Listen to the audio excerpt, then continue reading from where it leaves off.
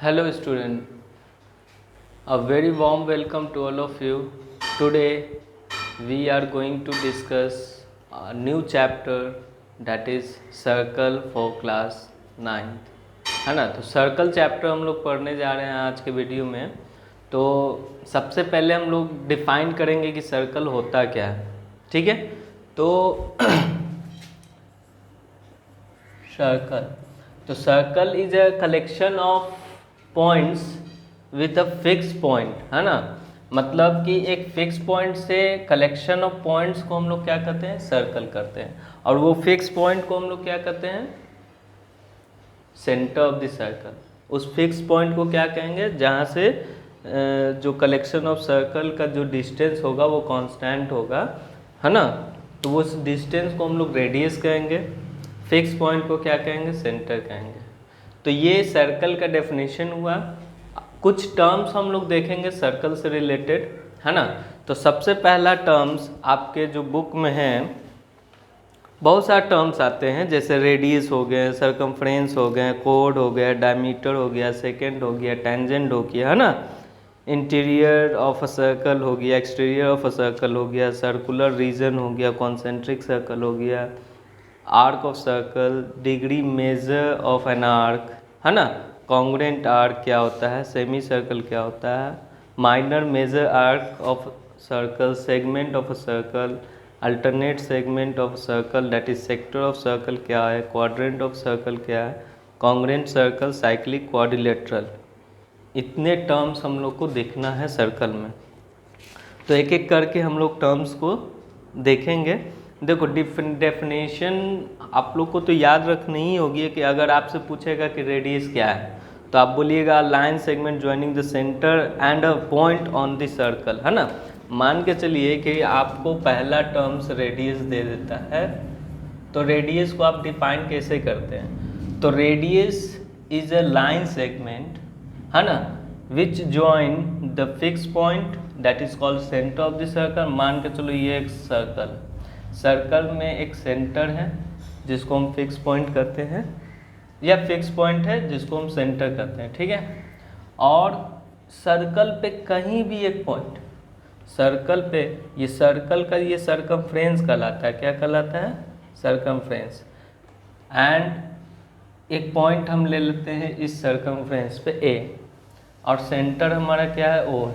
तो सीधी सी बात है, ये जो लाइन सेगमेंट होगा O A is the radius of the circle, ठीक। तो रेडियस हम लोग समझ गए। सर्कमफ्रेंस एक्चुअली क्या होता है, अगर आपसे बोलेगा कि सेकंड टर्म हमारा सर्कमफ्रेंस है ना, तो सर्कमफ्रेंस को हम लोग सी से डिनोट करते हैं। और एक्चुअली ये पेरीमीटर होता है सर्कल का, perimeter that is 2 pi r, ठीक है। क्या होता है, 2 पाई आर।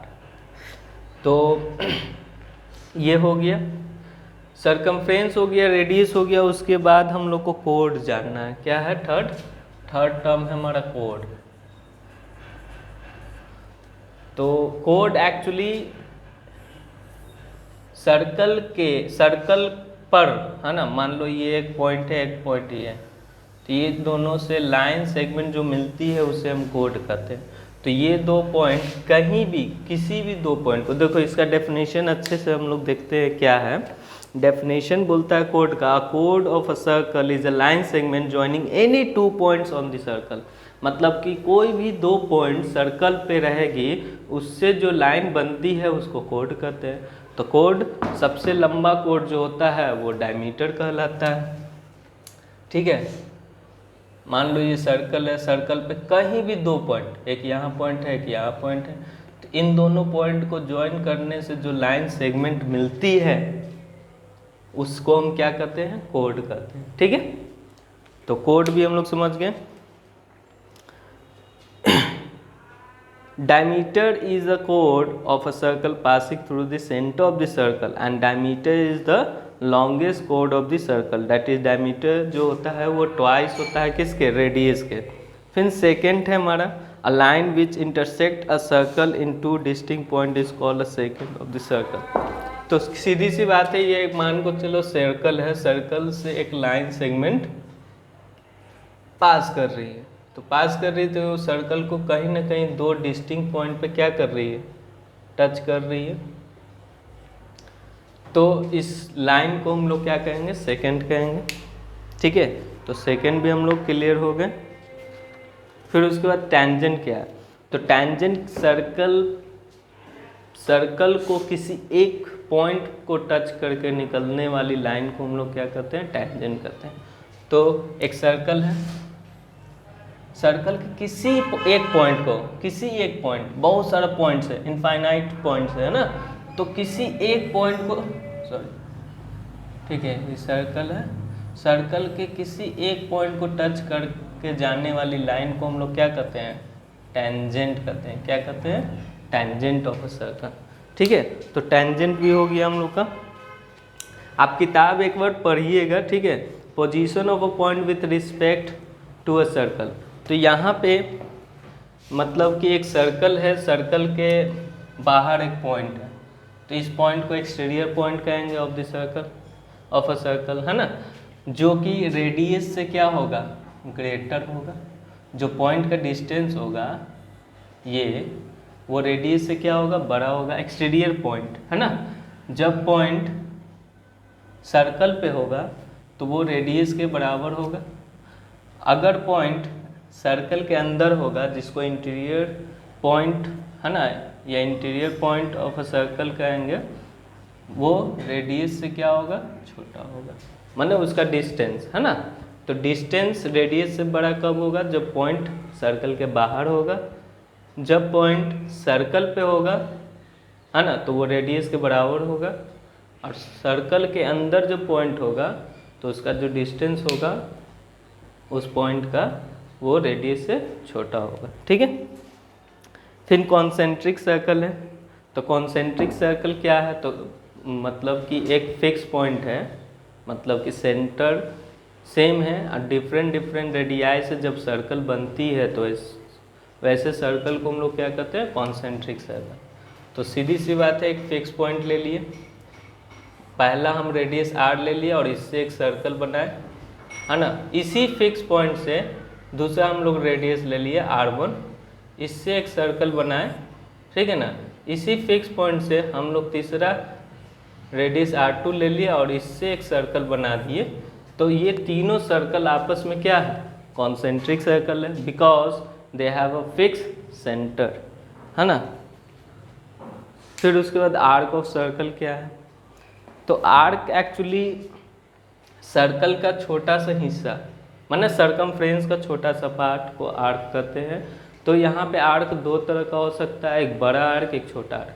तो बड़ा को मेजर आर्क कहेंगे, छोटा को माइनर आर्क। तो देखो सर्कल है, सर्कल पे हम दो पॉइंट ले लिए, A point and B point. तो ए बी जो हमारा है वो arc, A B is the arc and B A is also arc, B A भी हमारा आर्क है ना। तो बी ए जो होगा वो क्या होगा, मेजर आर्क होगा। क्या होगा, major arc. And A B क्या होगा, माइनर आर्क। माइनर का मतलब छोटा आर्क। अब बी ए एक बड़ा आर्क है, देखो यहाँ से ये डायग्राम देखो कितना बड़ा आर्क है ना, it is a bigger arc. इसको हम रब कर दिए तो बी ए आपका क्या हो गया, मेजर आर्क, है ना। और अगर छोटा वाला बनाते हैं ए से बी, तो देखो ये छोटा सा आर्क है, इसलिए इसे माइनर आर्क कहते हैं। ठीक है, उसके बाद आर्क हम लोग देख लिए। फिर डिग्री क्या है, degree measure of an arc. तो आर्क द्वारा, मान लो यहाँ पे ये आर्क है ए बी, तो सेंटर पे ये आर्क क्या करती है, एक एंगल मतलब कि सबटेंड करती है। सबटेंड मतलब ये थीटा एंगल सबटेंड कर रही है। तो सिंपली ये जो एंगल होगा उस एंगल को सेंट्रल एंगल कहते हैं। और हम लोग पढ़ेंगे क्लास 10 में कि थीटा वैल्यू निकालने के लिए हम लोग क्या करते हैं, L/R करते हैं। क्या करते हैं, L/R। L क्या है, length of the arc and R is the radius. ये आपका रेडियस हो गया, ये आपका L हो गया। ठीक है। तो थीटा इज इक्वल टू क्या हो गया, length of the arc divided by radius of the circle. ठीक है, तो यहाँ से हम लोग सेंट्रल एंगल निकाल सकते हैं। ठीक है, अच्छा कॉन्ग्रुएंट आर्क किसको कहेंगे, मतलब कि सीधी सी बात है, दो आर्क आपस में इक्वल हो जाएगा, जिसका लेंथ इक्वल हो जाएगा, तो ऐसे आर्क को हम लोग कॉन्ग्रुएंट आर्क कहेंगे। सेमी सर्कल का जो आर्क होगा वो आपस में क्या होगा, कॉन्ग्रुएंट होगा। तो सेमी सर्कल किसको कहेंगे, सीधी सी बात है,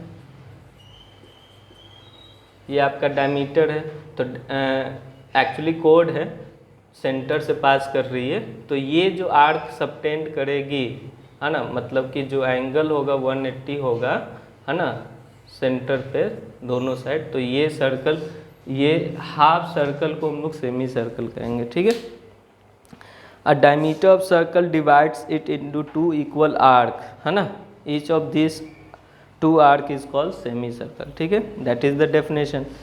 minor and major arc of circle हम लोग पढ़ चुके हैं। Segment of a circle, segment क्या होता है, एरिया, है ना, किसी भी कोड, जैसे मानकर चलो ये हमारे पास इस डायग्राम में आप देख सकते हैं कि सी डी एक कोड है, तो सी डी कोड से ये जो एरिया कवर हो रही है, तो इसको हम लोग माइनर सेगमेंट कहेंगे। क्या कहेंगे, माइनर सेगमेंट। और बड़ा सा एरिया को हम लोग क्या कहेंगे, ये जो एरिया सबटेंड हो रही है उसको मेजर सेगमेंट कहेंगे। ठीक है, सेक्टर ऑफ सर्कल, तो यहाँ पे आप देख सकते हैं ये हमारा सेक्टर है, और ये सेक्टर है, तो ये भी हमारा एक सेक्टर ही, लेकिन ये हमारा मेजर सेक्टर है और ये हमारा माइनर सेक्टर है। तो इस तरह आप डिफाइन कीजिएगा, मतलब किताब को पढ़िएगा तो अच्छे से आपको समझ में आएगा। ठीक है, क्वाड्रेंट क्या है, सर्कल को अगर हम 4 हिस्सा में बांट देते हैं, है ना, तो एक हिस्सा को हम लोग क्या कहते हैं, क्वाड्रेंट कहते हैं।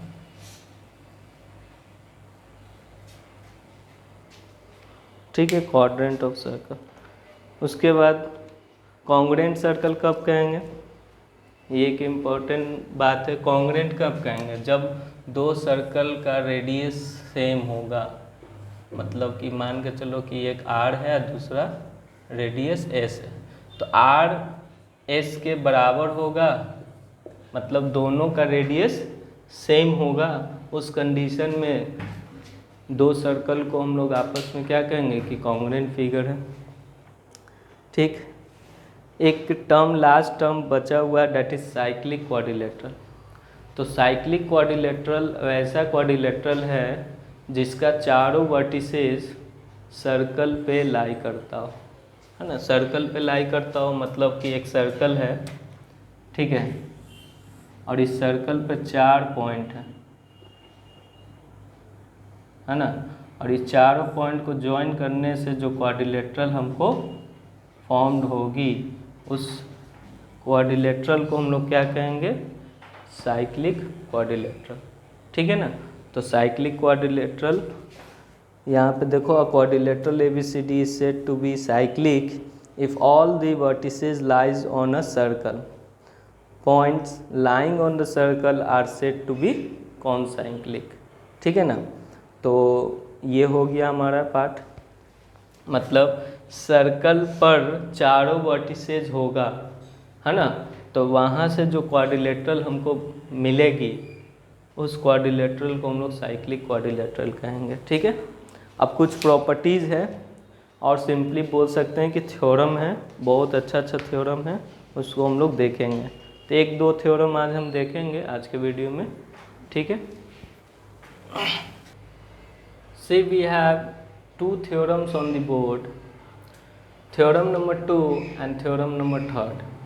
ओके, तो theorem number 1 क्या था, तो theorem number 1 ये था कि 2 सर्कल्स आपस में कॉन्ग्रुएंट होगा, कब, जब दोनों का रेडियस सेम होगा। तो उसको प्रूव करने की जरूरत नहीं है, ठीक है, आप देख सकते हैं। थ्योरम नंबर 2 में क्या करा, equal codes of a circle subtend equal angles at the centre.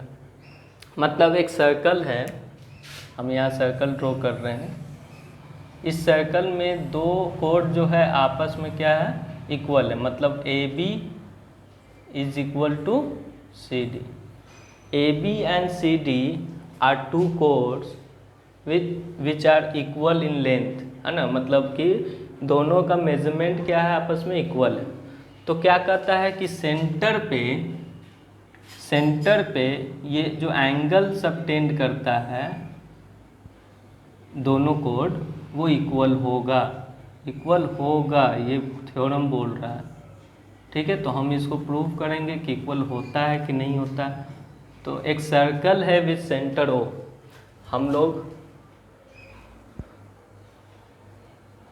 यहाँ कंसीडर करते हैं a circle with centre O and AB and CD are two equal chord। ठीक, दो इक्वल कोड है, that is AB and CD। तो हम लिख सकते हैं कि AB is equal to CD, it is given.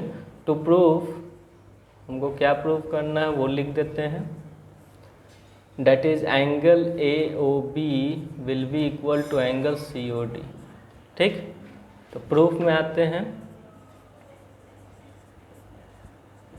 In triangle AOB दिख रहा है एंड ट्रायंगल COD दिख रहा है। हम लिख सकते हैं कि OA is equal to OC। ठीक, OB is equal to OD, both are the radii,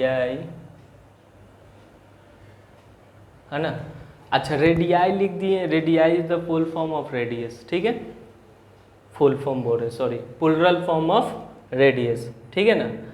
and AB is equal to CD, it is given, दिया हुआ है कि इक्वल कोड है। Therefore triangle AOB is congruent to triangle COD।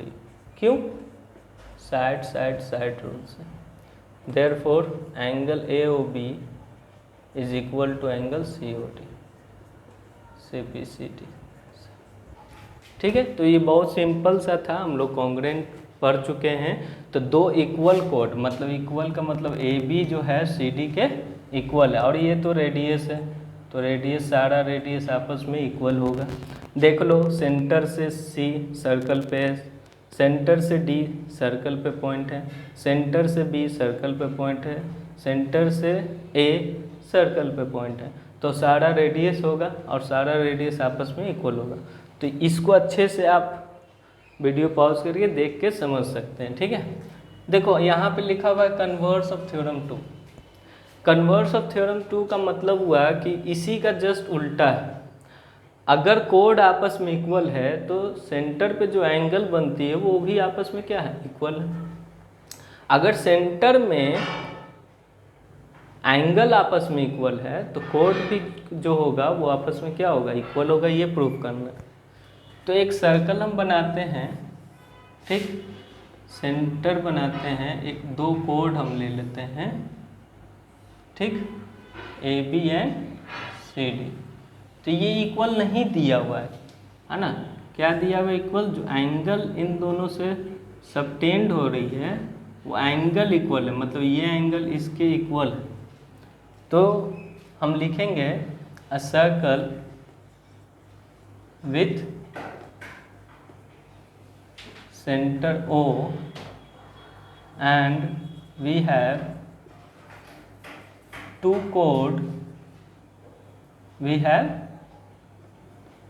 chords that is AB and CD, ठीक, and angle AOB is equal to angle COD, ये दिया हुआ, इट इज गिवन, है ना। therefore what to prove, है ना, to prove that is AB is equal to CD, ये prove करना है। प्रूफ में आते हैं, दो ट्रायंगल ले लेंगे, in triangle AOB and triangle COD। ठीक, हम लिख सकते हैं कि OA is equal to OC, angle AOB is equal to angle COD and OB is equal to OD। This is the radius, this is given, this is our radius. So therefore triangle AOB is congruent to triangle COD from side angle side rule. Okay, therefore we know that if two figures are congruent, their corresponding sides and angles are equal, therefore we can write AB is equal to CB, congruent part of congruent triangle। ठीक है, तो ये हो गया दोनों theorem proof, और इस पे बेस्ड बहुत सारे क्वेश्चन है, आप ट्राई कीजिएगा, बुक से, एक्सरसाइज से, एग्जाम्पल में भी बहुत सारा है। तो आगे भी हम लोग थ्योरम को भी देखेंगे, बहुत सारा थ्योरम है सर्कल में, लगभग 11-12 थ्योरम है। तो आज के लिए इतना ही रहने दीजिए, बहुत बड़ा वीडियो नहीं बनानी है। ठीक है, okay, thank you class, have a nice day.